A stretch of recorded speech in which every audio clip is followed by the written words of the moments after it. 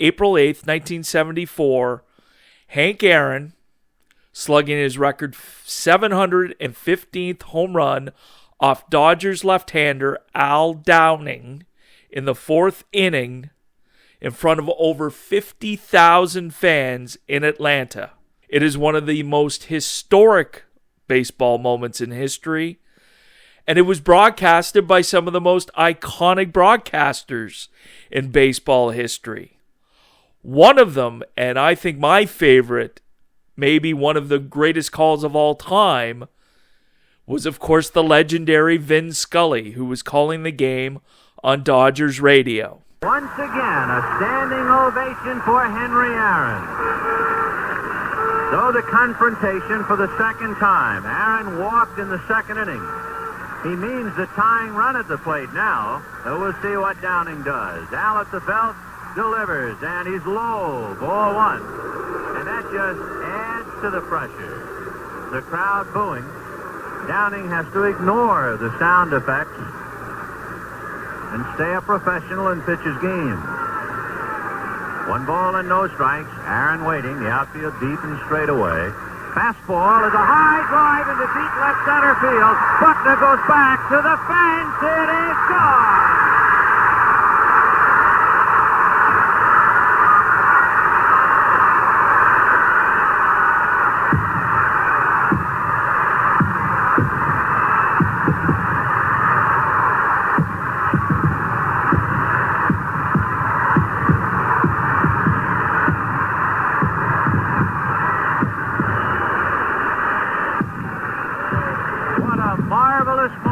For baseball, what a marvelous moment for Atlanta and the state of Georgia.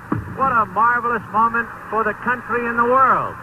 A black man is getting a standing ovation in the Deep South for breaking a record of an all-time baseball idol. And it is a great moment for all of us, and particularly for Henry Aaron, who was met at home plate not only by every member of the Braves, but by his father and mother. He threw his arms around his father, and as he left the home plate area, his mother came running across the grass, threw her arms around his neck, kissed him for all she was worth. As Aaron circled the bases, the Dodgers on the infield shook his hand, and that was a memorable moment. Aaron is being mobbed by photographers. He is holding his right hand high in the air, and for the first time in a long time, that poker face of Aaron shows the tremendous strain and relief of what it must have been like to live with for the past several months. It is over. At 10 minutes after 9 in Atlanta, Georgia, Henry Aaron has eclipsed the mark set by Babe Ruth. You could not, I guess, get two more opposite men. The Babe, big and garrulous and oh so sociable, and oh so immense in all of his appetites. And then the quiet lad out of Mobile, Alabama, slender and stayed slender throughout his career. Ruth, as he put on the poundage and the paunch, the Yankees put their ball players in pinstripe uniforms because it made Ruth look slimmer.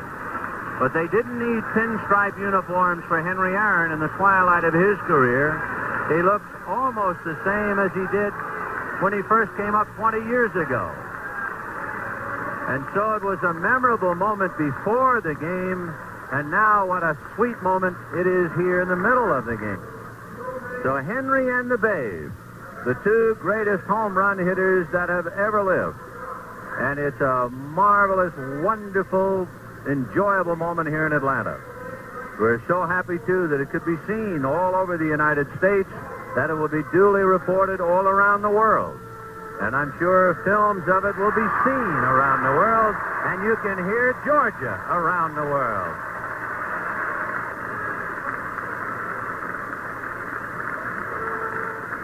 Henry Aaron is now at the microphone. Henry summed it all up by by saying, I thank God it's all over with. And I'm sure he has thanked God many times that he had to do it to get it all over with, as he becomes the greatest home run hitter in the history of baseball. Howie, you mentioned the weight and how much weight was lifted from the shoulders of Hank Aaron after that historic moment hitting 715. And for the younger listeners, give a quick background on what exactly you meant by all the weight. And this lingered for the rest of his life in the terms of what he dealt with and what he refused to forget. And we'll get into that a little more after you just give us some background on what you were talking about in terms of all the weight on his shoulders leading up to that historic moment. Well, I think it's important to understand a little bit of context with Henry Aaron and with all of the black players that came out of the Negro Leagues of Professional Baseball, after Jackie Robinson broke the color barrier in 1947. Henry Aaron played in the Negro Leagues, played for a team called the Indianapolis Clowns, was not a big guy, compared to some of the other massive ball players that were home run hitters at that time.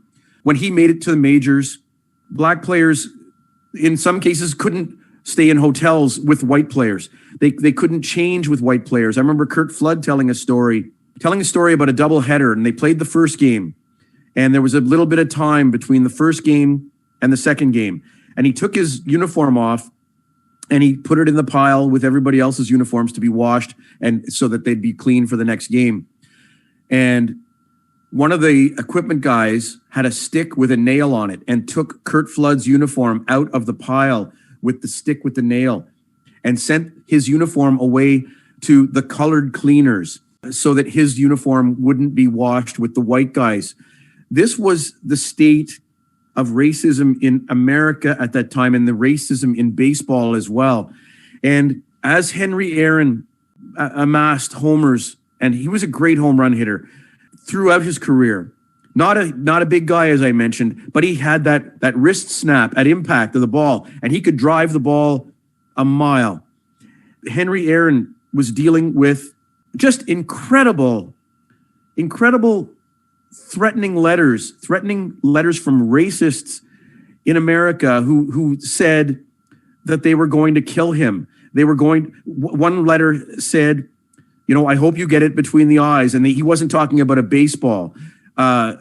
Just day after day after day, and getting this pile of just crap thrown at him every day. People saying, I'm going to bring a gun to the stadium and I'm going to shoot you.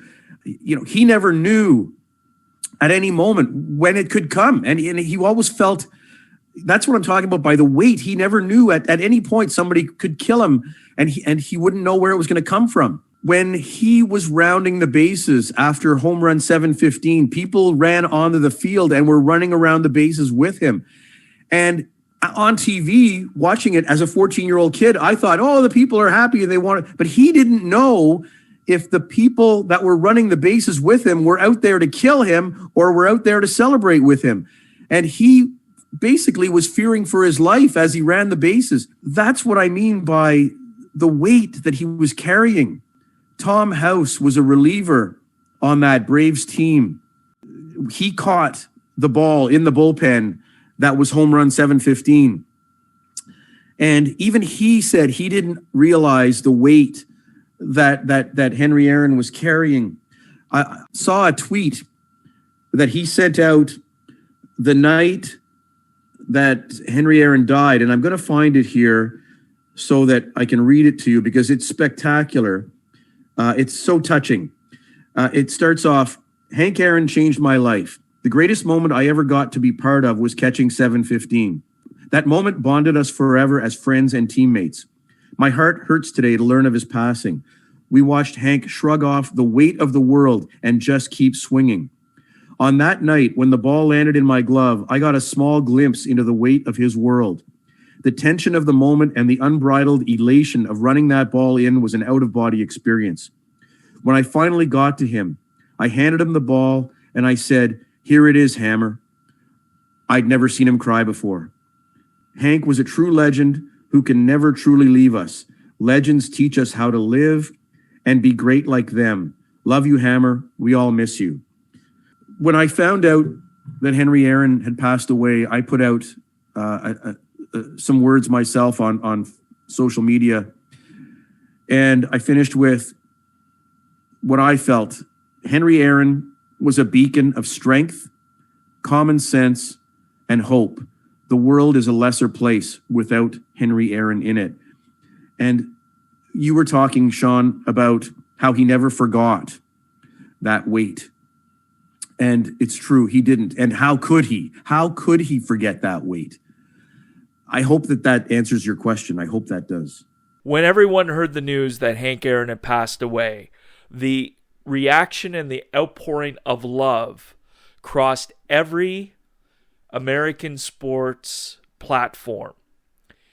You had legends of every sport weighing in on their stories, their personal interactions.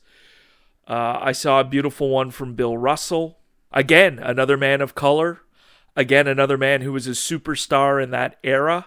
And both, crossed sports. They had so much weight on their shoulders. And they were activists for American blacks. And were held in such high regard throughout their lives. And Henry Aaron, and this was the reaction that really struck me from a lot of the interviews I saw. Everybody just hoped he found peace. Not that he held a grudge every day, but those letters that you talked about that he received, he kept all of them. He never got rid of them.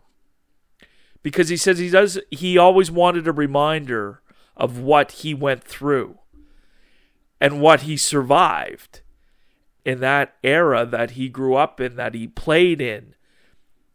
And let's be honest, even at the end of his career, still dealt with. And we're talking mid-70s. That's a society issue as well. Some would argue it hasn't really changed a lot. You can make that argument.